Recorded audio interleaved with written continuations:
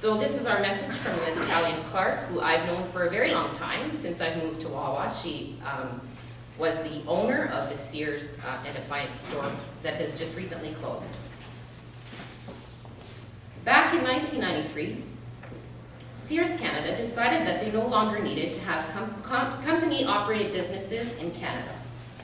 They let go of all their employees and advertised for agents to represent Sears Canada. I was fortunate at the time that the agent for Sears decided to hire me and run the agency for them. After 11 months, an opportunity for them to expand their major business came about, and they had to let the agency go. Not wanting to look for other employment again, I decided to take on the agency myself and go for it. I located the business on Ontario Street. It was small, 11 feet wide, 30 feet long. I also obtained an old trailer from Sears, and my husband and son built a very solid ramp to enable us to access this trailer. We opened our business in July of '94 with 2 part-time employees. It was exciting and stressful. In the 2 years at this small location, we were very productive. So productive that I was able to expand our small agency to a larger store, front at 11 Mackey Street, where the original Sears catalog store had been located. We also became the Sears and appliance store here in Wawa. The store was 20 feet wide, 70 feet deep, with 300 square foot addition on the back. It is perfect. It was filled with fridges, ranges, televisions, and other types of appliances. I also increased my staff to 4 part-time employees, and it was a great business for all. I was making enough money for the rent, lights, staff, taxes, and still have some money left over for donating to the various groups in Wawa. Then Algoma Ore Division closed the mine operations in Wawa in 1997. It was a huge blow to our community. However, a strand board plant located just outside, and many in the local workforce were able to switch from AOD to the strand board plant. Some of the miners did go to Sault Ste. Marie with their families, but many of them stayed in Wawa while their spouses worked in the Soo. This was okay for a while.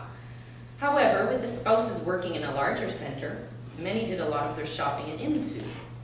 It was cheaper with better deals. Who could blame them? I noticed sales were going down, and in the year 2000, Great Lakes Power also underwent a major change.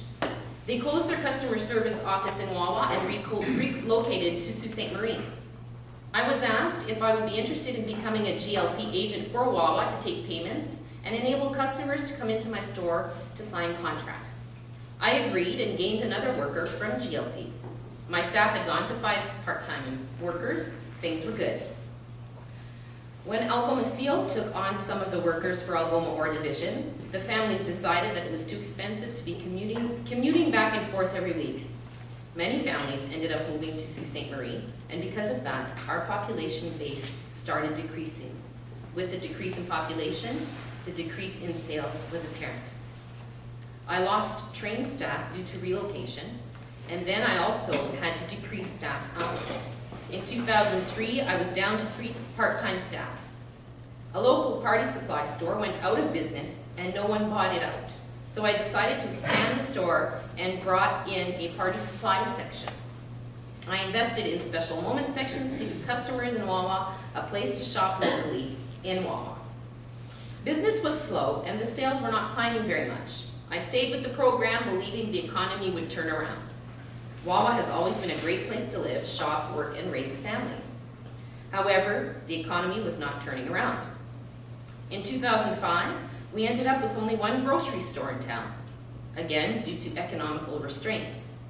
It was difficult for more than 1 grocery store to exist in Wawa. With the demise of a competitive grocery store, many customers decided that they would now shop in Sault Ste. Marie. Once in the city, they took the opportunity to shop at other stores as well. So the demise of a number of small businesses in Wawa started to take place. I was hoping that my business would be able to prevail through the hard times.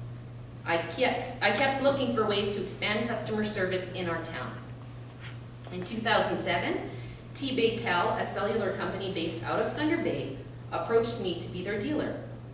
After investigating some more, I decided to bring them on board with my business. At that time, I was down to 1 part-time staff. I was getting more and more difficult to make ends meet and be able to continue paying the bills.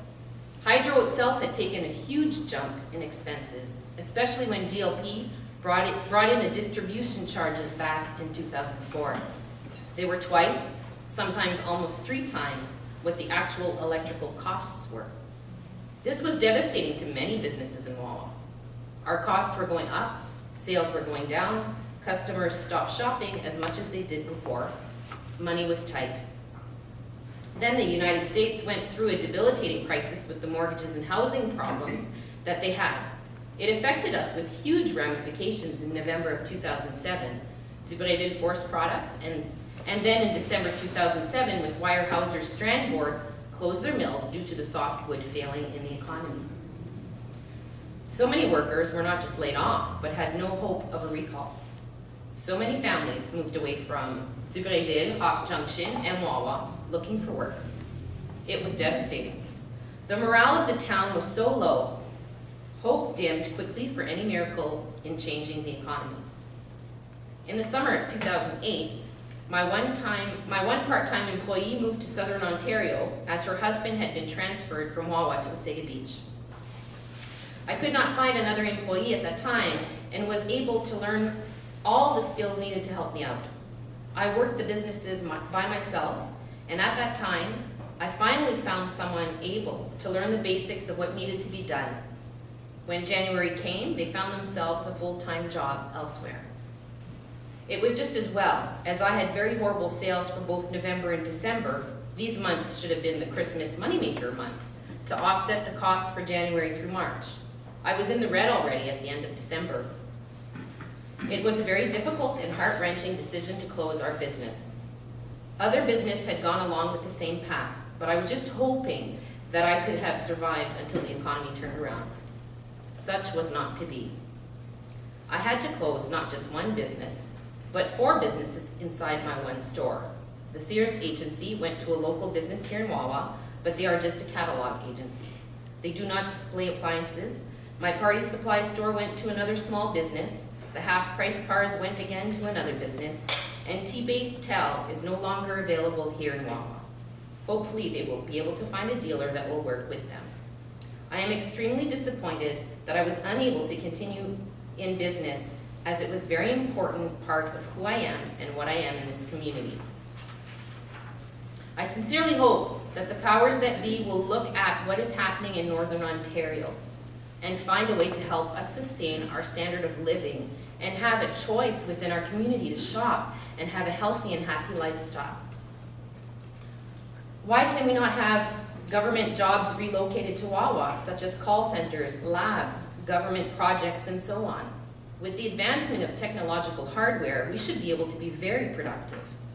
As a small Northern Ontario community, we should be able to provide all of the necessities required to having government jobs in our community. As a bonus to the employees, they would be able to enjoy the local environment. Less stress, great outdoor enjoyment, to mention just a few. Northern Ontario is a great place to live, work, and play. I am very proud to be in this community and fully enjoy all of life's simple pleasures that are at the tip of our fingers here in Wawa. Thank you for your time and attention.